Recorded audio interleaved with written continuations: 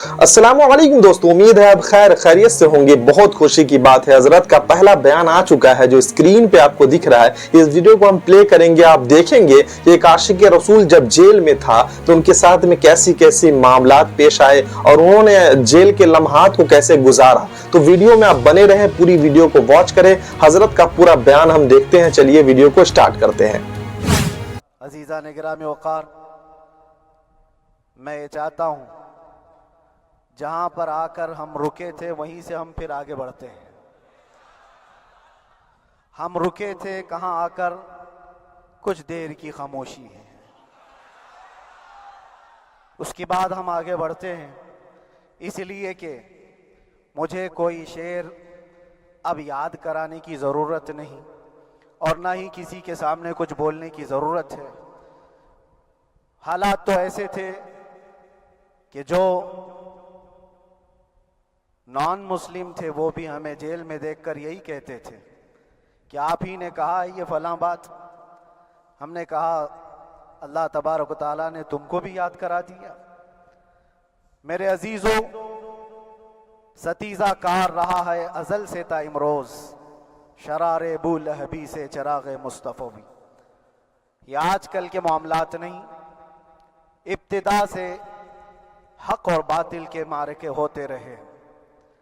लेकिन एक बात मैं आप सबको बताना चाहता हूं, मुजफ्फर को मुक़य्यद न समझ ऐ सय्याद।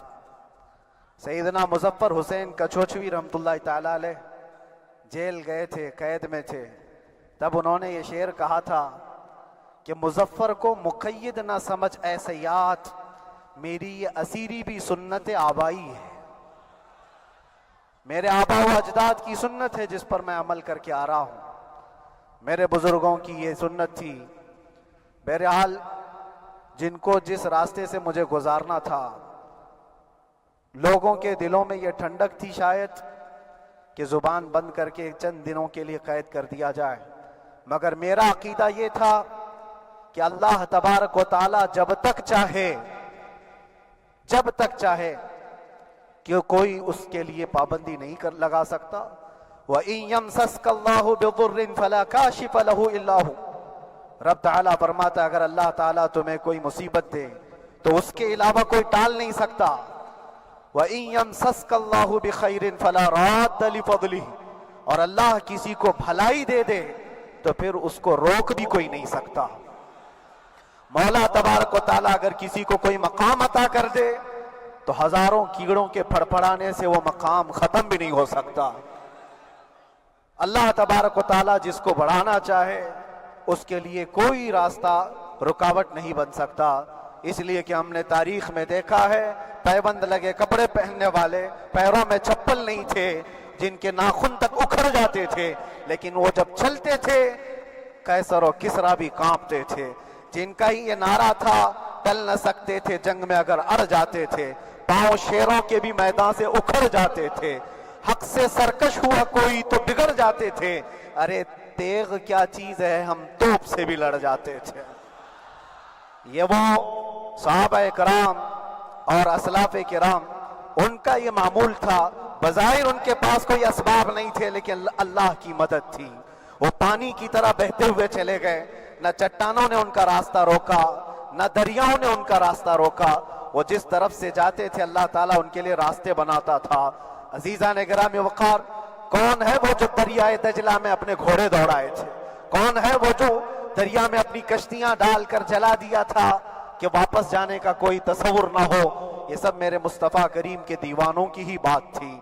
इसीलिए आज भी दुनिया घबराती है तो शाने लोगों से नहीं, दीवानों से ही घबराती है।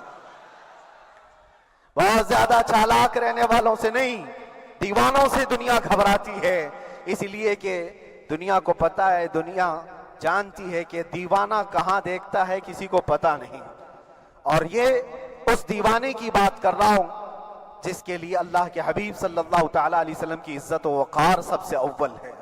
अजीज़ा ने गिरामी वक़ार, आज आपके सामने हाजिर आया, ये मेरे उस्ताद गिरामी, मुरब्बी, उस्ताजुल असातिज़ा, बिरादर गिरामी हज़रतुल अल्लामा मुफ्ती ज़ुबैर अहमद साहब क़िबला अदाम अल्लाहु इक़बालहु, جنہوں نے دن رات ایک کر دیے تھے. میرے خیال سے 8 مہینے میں جتنے ان کے بال سفید ہوئے اس سے زیادہ نہیں ہوئے ہوں گے. صرف اس لیے نہیں کہ ایک بھائی کے لیے، اس لیے بھی لڑ رہے تھے کہ ایک عالم کے لیے جس سے دین کا بہت سارا حصہ وابستہ ہے. ان کی محنتیں رائگاں نہ گئیں. بہت سارے میرے احباب و اقربا، خاص طور پر مدن پورہ اور وکرولی سے، جنہوں نے اپنے گھر بار چھوڑ کر میرے لیے دوڑتے بھاگتے رہے. اللہ رب العزت اس بات کا شاہد ہے، ایک ایک دن اندر میں نے سب کے لیے دعائیں کی ہیں، اور ایسا نہیں کہ کوئی دن بھولا جاتا. اور باہر کی ہمیشہ یہ خبریں آتی رہتی ہیں کہ حالات کیسے کے کیسے ہوتے جا رہے ہیں. کبھی اگر گھبراہٹ اور بے چینی ہوتی تو میرے عزیزوں صرف ایک ہی بات ہمارے پاس تھی علاج کے لیے. ایک ہی علاج تھا. جب بے چینی بڑھ جاتی، اپنوں سے رابطہ نہیں ہو پاتا اور کسی کے خبر نہ پہنچتی، کھانے پینے کی تکلیفیں، رہنے سہنے کی مصیبتیں جب سر پر آتی، تو ایک ہی علاج تھا، ان کے نثار کوئی کیسے ہی رنج میں ہو، ان کے نثار کوئی کیسے ہی رنج میں ہو. جب یاد آ گئے ہیں سب غم بھلا دیے ہیں، جب یاد آ گئے ہیں سب غم بھلا دیے ہیں. اس رسول محترم صلی اللہ تعالی علیہ وسلم کا احسان عظیم ہے. بار بار مجھے یہ احساس ہوتا رہا، پوری دنیا اگر چھوڑ دے مگر یقین تھا آمنہ کا لال کبھی نہیں چھوڑے گا. اور چھوڑا بھی نہیں، اور چھوڑا بھی نہیں. ہر رات جو ہمارا معمول تھا، ہم نے جو دیکھا، ہماری پچھلی زندگی میں ہم نے اتنے عجائبات نہیں دیکھے ہوں گے جو 8 مہینے کے اندر ہم نے دیکھے. نبی پاک صلی اللہ تعالیٰ علیہ وسلم کے انعامات و اکرامات، رب تبارک و تعالیٰ کی مدد سے دل مضبوط ہوتا ہے. عزیزان گرامی، ہم نے تو وہاں ایسے لوگوں کو دیکھا جو ڈپریشن کا شکار ہو کر کافر بھی ہو گئے، اور حالات سے گھبرا کر کے وہ انکار کر بیٹھے، کوئی خدا نہیں ہے، کوئی مدد نہیں آتی ہے. ایسے حالات وہاں دیکھے، لیکن ان حالات میں بھی اللہ تبارک و تعالیٰ کی مدد ساتھ رہی. رسول پاک صلی اللہ تعالیٰ علیہ وسلم کا انعام و اکرام یہ تھا کہ جس طرح سے گئے تھے اسی طرح سے واپس بھی آئے. جس طرح سے گئے تھے ویسی واپس آئے. اور نہ میرے مصطفیٰ نے باہر میری عزت میں کمی کی، نہ اندر عزت میں کمی کی، کہیں پر بھی نہیں.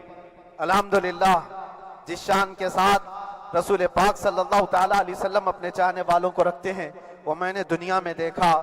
اور پھر یہ عرض کیا، آقا آج آپ کی عزت پر بات کرنے والے کو چاہے وہ 1000 کال کوٹری کے اندر ہو، آپ عزت کے ساتھ بٹھاتے ہیں، تو پھر قیامت کے دن اس کی عزت کا کیا حال ہوگا. عرش حق ہے مسند رفعت رسول اللہ کی، دیکھنی ہے حشر میں عزت رسول اللہ کی. میرے عزیزو، ایک بات کو طے کر کے چلو، انہیں جانا انہیں مانا، نہ رکھا غیر سے کام، للہ الحمد میں دنیا سے مسلمان گیا. اس ایک بات میں جو عزت ہے، دنیا کے کسی مقام و منصب اور مرتبے میں عزت نہیں ہے.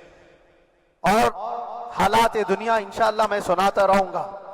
اللہ تبارک و تعالیٰ جب تک یہ زبان رکھا ہے حق بولتے رہیں گے اور سناتے رہیں گے، اور بھی حالات آپ کو انشاءاللہ العزیز آگے سناتے رہیں گے.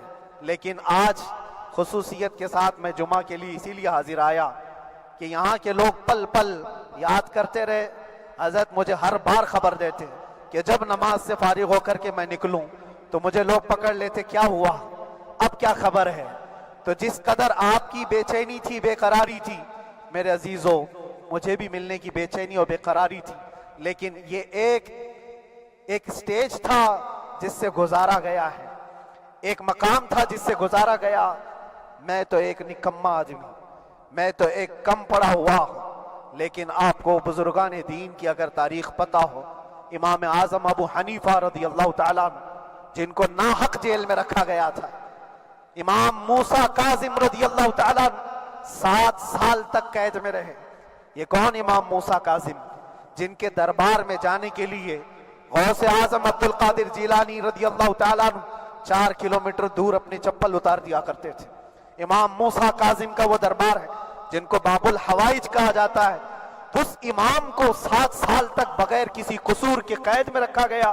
اور حد تو یہ ہے کہ اسی قید خانے میں زہر دے کر کے آپ کو مارا گیا ہے. آپ کا جنازہ جیل سے نکلا تھا. امام احمد بن حنبل جن کو 5 لاکھ حدیثیں یاد ہیں، نبی پاک صلی اللہ تعالیٰ علیہ وسلم کی بغداد کے سر بازار آپ کو ننگی پیٹھ پر کوڑے مارے گئے. آپ کو اندازہ ہے بزرگان دین کی ایک لمبی فہرست ہے. جب میں وہاں گیا تھا تو ایک بزرگ کی بڑی یاد آئی. وہ تھے حضرت مجدد الفسانی رضی اللہ تعالیٰ. اکبر جیسے ڈکٹیٹر کے سامنے, اس زمانے کے سب سے بڑے ڈکٹیٹر بادشاہ کے سامنے آپ نے حق بات کا اعلان کیا تھا. مجدد الفسانی رحمۃ اللہ تعالیٰ علیہ نے فرمایا تھا کہ اسلام نام سے جو دین ہوگا وہ محمد عربی کا لایا ہوا ہی دین ہوگا, کسی اور بادشاہ کا بنایا ہوا نہیں ہوگا. اس بات پر آپ کو قید میں ڈالا گیا تھا. 8 سال تک قید میں رکھا گیا. 8 سال میں بادشاہ مر بھی گیا, بیٹا بادشاہ بنا, لیکن کسی نے آ کر جہانگیر کے سامنے یہ بات رکھی کہ آپ کے باپ نے جس مولانا کو قید میں ڈالا تھا گوالیار کی جیل میں, 8 سال میں جیل کا نقشہ بدلا ہوا ہے.